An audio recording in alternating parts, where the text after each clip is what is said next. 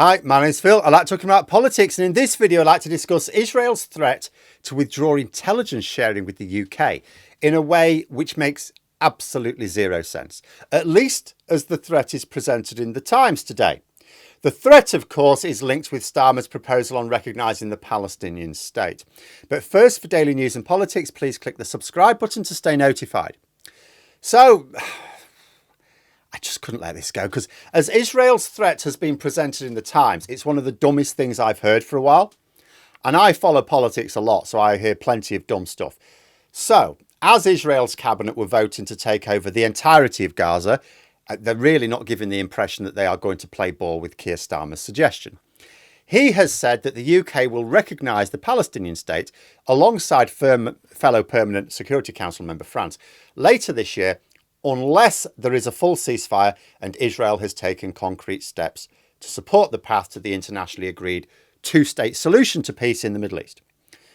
I think it's fair to say the Israeli government has firmly rejected this idea with their vote yesterday. So the UK, along with France, will be recognising Palestine formally this year. It doesn't make much practical difference, but Israel are nonetheless really upset about it. Now so upset that they're threatening to withdraw intelligence sharing. And before I go on, I'm just going to pick out one thing, because there's something I genuinely don't know here. Maybe some of you know. You can put it in the comments. So I'm going to go over the way they seem to be threatening the UK government at the moment. And I'm thinking, have they threatened France with the same sort of thing? Because if not, then it doesn't sound like a particularly serious threat to me. I mean, I first of all can't understand, given that it is largely a performative act, why Israel is so upset anyway. But are they treating France the same? Let me know in the comments below if they've actually made these same threats to France. Because if they haven't, then I'd be asking myself, so why is it? You may think, you know, if you understand British politics, well, because public opinion is divided in the UK over this, which it is, and political opinion definitely divided. So maybe they're just trying to poke at it, give some easy lines to the right wing to attack Labour, put them under pressure to back out of it. Okay. But wouldn't the same apply in France? Because opinion is also divided in France and political opinion is also divided in France. So again, if it would work in Britain, it would work in France, wouldn't it? But anyway, I don't know, because I don't know whether they're making the same threat towards France or not. But let's look at this claim in a bit more detail, because I have questions. So the Times, which is clearly lobbying for the Israeli position in this article, points out that Mossad have provided the UK with information on specific terrorist threats against Britain on Iranian-backed operations. And as a result of this intelligence, British agents were able to thwart those attacks.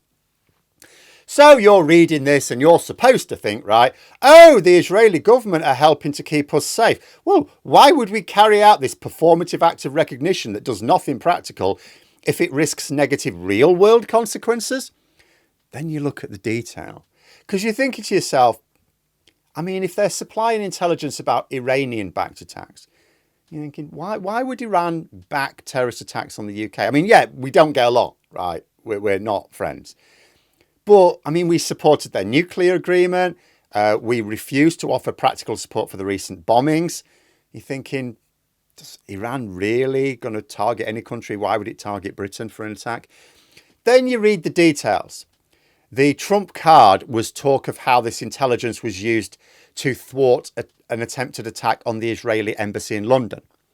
So now I'm thinking, okay, wait, hang on a minute.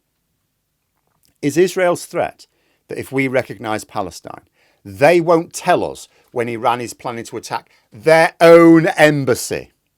This is the dumbest threat I may ever have heard. But it got better. The Times, desperate to help their mad mate out, then came to military equipment. Oh, we used Israeli drones during the occupation of Iraq and Afghanistan to help save the lives of British forces. Okay, are we still using those drones? No, we make our own. Also, we're not in Iraq or Afghanistan. Now, we do supply drones, for example, to Ukraine.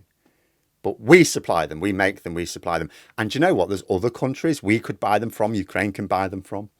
So unless Bibi has a time machine and can somehow stop us ever getting those drones being used 10 or 20 years ago, I'm not sure this is a credible threat either. The next was an implied threat that Israel could just cut economic ties with Britain altogether. even though the article admits that this would cause economic damage to Israel itself, and that it would also cut us out the intelligence operations to help find missing hostages. But also on the economic point of view, though, because again, this links back to France. Again, are they making the same threats to France? Well, it's very difficult for them to apply economic sanctions to France because it's part of the EU. And although America is the most important ally Israel have militarily, the EU is economically. Geography. We keep talking about geography when we talk about Brexit, don't we? What is Israel's biggest export market? It's the EU.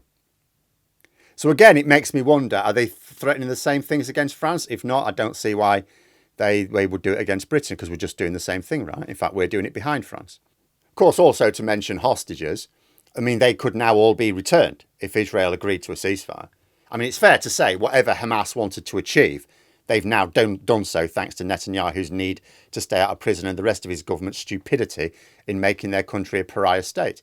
They took the hostages deliberately to bait them into invading Gaza. That's been done. Israel has now burned bridges with powerful allies. America might well be the only ally they really need, sure, to a large degree. But even that isn't secure. Public opinion is turning. And a new generation of presidents may not see the relationship in the same way in coming years. It's all right for Netanyahu, he's old. He only has to carry on for a few more years. What about the Israeli state? What about the Israeli people? If they want to carry on to the next century, this is not the way to do it. Said it before, the siege of Gaza did nothing to make Israel more secure. It actually created a pathway towards serious existential threat. Authoritarian governments can only operate with the acceptance of the international community. And they always manage to get it, of course. They always get that acceptance and survive until they don't. This would be a self-defeating move from Israel. I also don't even think they're serious about the threat, partly because of how insanely stupid it is. If you recognise a Palestinian state, we won't help you stop Iran bombing our own embassies. Be serious. Can you imagine if there were an Iranian-backed attack on the Israeli embassy in London, killing Israeli citizens, and it transpired that the Israeli authorities knew about it and said, no, we didn't want to say anything out of spite. I think even Trump would say, mate, this is too dumb even for me. But also in politics, if you want to change a government's mind about something, you ideally need to do it before they've announced it. It is sometimes possible to get a government to back down with enough pressure, but the pressure needed is much less if you do it before they've even announced it, because then it's not a U-turn, right? It's politically easier. This is why there's loads of lobbying going on right now about taxes. You can't open a newspaper or look at a news website without seeing something about what the government should or shouldn't do about taxes, just like there was last summer. That is because if you want to influence Reeve's thinking, you have to do it before she's finalised things. Same thing here. If the Israeli government was serious about stopping the UK recognising Palestine, they'd have threatened these moves before Starmer formally announced it. And they can't say they didn't know in advance. The week before Starmer announced his plan, I did a live stream on the fact I thought he'd be using the Trump visit to Scotland to lay the groundwork for it. So if I knew Starmer was angling for this, I'm pretty sure the Israeli government did. And if they didn't, then Mossad have gone a bit shit and maybe we don't need them after all. But let me know what you think in the comments below. And for more content, you could subscribe to the channel or even join for access to streams and behind the scenes updates. Thanks for watching, and until next time, I'll see you later.